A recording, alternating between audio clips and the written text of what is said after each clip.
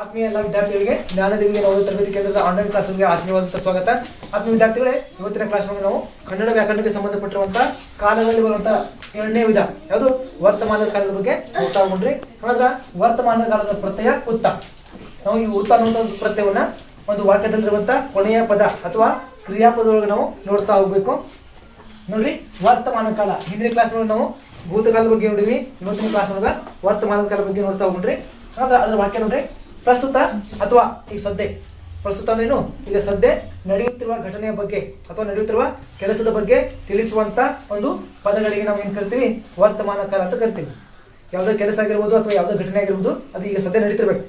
ಇನ್ನ ಪಾಠ ಮಾಡುವಂಥದ್ದು ಕೂಡ ಏನಕತಿ ವರ್ತಮಾನ ಕಾಲ ಆಕತಿ. ನೀವು ಪಾಠವನ್ನ ಕೇಳುತ್ತಿರುವುದು ಕೂಡ ಏನಕತಿ? ವರ್ತಮಾನ ಕಾಲ ಆಕತಿ. ಶಿಕ್ಷಕರು ಪಾಠ ಮಾಡುತ್ತಾರೆ, ಏನಿದೆ ವರ್ತಮಾನ ಕಾಲ. ಈಗ ಸದ್ಯ ಏನ್ ಮಾಡ್ತೀನಿ? ಪಾಠ ಮಾಡುತ್ತಾನೆ. ವಿದ್ಯಾರ್ಥಿಗಳು ಪಾಠವನ್ನ ಕೇಳುತ್ತಾರೆ, ಈ ಸದ್ಯ ಏನ್ ಮಾಡ್ತೀರಿ? ಪಾಠವನ್ನ ಕೇಳ್ತಾ ಇದ್ದೀರಿ. ಅದಕ್ಕೆ ಇದು ಯಾವ ಕಾಲ ಆಗತ್ತಂದ್ರ ವರ್ತಮಾನ ಕಾಲ ಆಗತ್ತೆ. ಅದರ ಪ್ರತ್ಯಯ ನೋಡ್ರಿ ಉತ್ತ. ಇದ್ರಲ್ಲಿ ಬರುತ್ತೆ ಅಂತ ಹೇಳ್ತಾನೆ. ಆಮೇಲೆ ಪ್ರಸ್ತುತ ಅಂದ್ರೆ ಈಗ ಸದ್ಯ ನೆನಪಿಟ್ಟವ್ರಿ. ಪ್ರಸ್ತುತ ಅಂದ್ರೇನು? ಈಗ ಸದ್ಯ ನಡೆಯುತ್ತಿರುವ ಘಟನೆ ಅಥವಾ ಕೆಲಸ.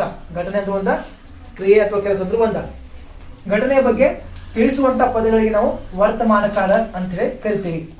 ಪ್ರಸ್ತುತ ಈಗ ಏನ್ ನಡೀತಿರ್ತಲ್ಲ ಕೆಲಸದ ಬಗ್ಗೆ ತಿಳಿಸ್ತಿರ್ತವಲ್ಲ ಪದಗಳು, ಆ ಪದಗಳಿಗೆ ನಾವು ವರ್ತಮಾನ ಕಾಲ ಅಂತ ಕರಿತೀವಿ. ಅದರ ಪ್ರತ್ಯಯ ಉತ್ತೈತಿ. ಇನ್ನ ಉದಾಹರಣೆ, ರಾಮನು ಊಟ ಮಾಡುತ್ತಾನೆ. ಎಸ್, ರಾಮನು ಊಟ ಮಾಡುತ್ತಾನೆ ಅಂದ್ರೆ ಆ ಊಟ ಮಾಡುವಂತ ಕ್ರಿಯೆ ಏನಾಗಿತ್ತು ಅಂದ್ರೆ ಈಗ ಸದ್ಯ ನಡೀತಾ ಇದೆ ಅಂತ. ಈಗ ಏನ್ ಮಾಡ್ತಾನೆ? ರಾಮ ಊಟ ಮಾಡಕತ್ತಾನೆ. ಈಗ ಸದ್ಯ ಏನ್ ಮಾಡ್ತಾನೋ? ಕೈಯಾಗ ಪ್ಲೇಟ್ ಇಟ್ಕೊಂಡ ಊಟವನ್ನು ಮಾಡಕತ್ತಾನ. ಅಂದ್ರೆ ಈ ಊಟ ಅನ್ನುವಂತ ಪ್ರತ್ಯಯ ಇಲ್ಲಿ ನೋಡ್ಬೇಕು ನಾವು. ಡು ಒಳಗೆ ಐತಿ, ಹೂ ಐತಿ, ತಾಯಿ, ಹೌದಲ್ಲ? ಉತ್ತ ಆಯ್ತಲ್ಲ? ಇಲ್ಲ ನೋಡಂಗಿಲ್ಲ ನಾವು. ಏನು ಒಂದು ಕ್ರಿಯಾಪದ ಆಗಿರ್ಬೋದು ಅಥವಾ ಕಾಲಗಳ ಬಗ್ಗೆ ನೋಡುವಾಗಿರ್ಬೋದು, ಆ ಒಂದು ಪ್ರತ್ಯವನ್ನ ಇಲ್ಲಿ ನೋಡ್ಕೋಬಹುದು.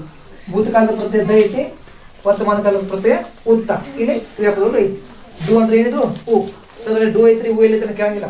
ಆ ಡು ಒಳಗನ ಐತಿ, ಹೂ ಐತತಿ. ರಾಮನು ಊಟ ಮಾಡುತ್ತಾನೆ.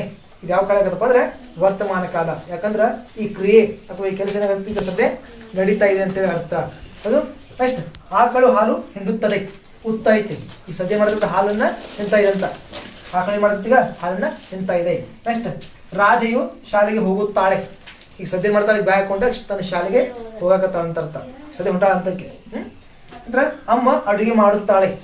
ಅಮ್ಮ ಏನ್ ಮಾಡ್ತಾಳೆ? ಈಗ ಅಡುಗೆಯನ್ನ ಮಾಡ್ತಾ ಇದ್ದಾಳೆ ಅಂತ ಅರ್ಥ. ನೆಕ್ಸ್ಟ್, ಶಿಕ್ಷಕರು ಪಾಠ ಮಾಡುತ್ತಾರೆ. ಏನ್ ಮಾಡ್ತಾನೆ? ಈಗ ಪಾಠವನ್ನು ಮಾಡ್ತಾ ಇದ್ದಾನೆ ಅಂತ. ಈಗ ಸದ್ಯ ಏನ್ ಮಾಡ್ತಾನ? ಪಾಠ ಮಾಡಕತ್ತಾನೆ. ಯಾವ ಕಾಲ ಆಗತ್ತಪ್ಪ ಅಂದ್ರೆ ವರ್ತಮಾನ ಕಾಲ. ಶಿಕ್ಷಕರು ಪಾಠ, ಯಾವ ಪಾಠ? ಶಿಕ್ಷಕರು ಇಂಗ್ಲಿಷ್ ಪಾಠ ಮಾಡಿದರು. ಆ ಕ್ಲಾಸ್ ಮಾಡಿದ್ರೆ ಇಂಗ್ಲಿಷ್ ಕ್ಲಾಸ್ ಅದು ಯಾವ್ದಕ್ಕೈತಿ? ಭೂತಕಾಲ ಆಗೈತಿ. ಯಾಕಂದ್ರೆ ಆ ಕ್ಲಾಸ್ ಮುಗಿದು ಹೋಗೈತಂತ. ಯಾವ ಕೆಲಸ ಮುಗಿದು ಹೋಗಿರುತ್ತಲ್ಲ ಅದು ಭೂತಕಾಲ. ಈಗ ಸದ್ಯ ನಡೆಯುವಂಥದ್ದು ಅದು ವರ್ತಮಾನ ಕಾಲ ಐತಿ. ಇವೆಲ್ಲ ಏನಪ್ಪಾ ಅಂದ್ರೆ ವರ್ತಮಾನ ಕಾಲಕ್ಕೆ ಸಂಬಂಧಪಟ್ಟಿರುವಂತ ವಾಕ್ಯಗಳು ಮತ್ತು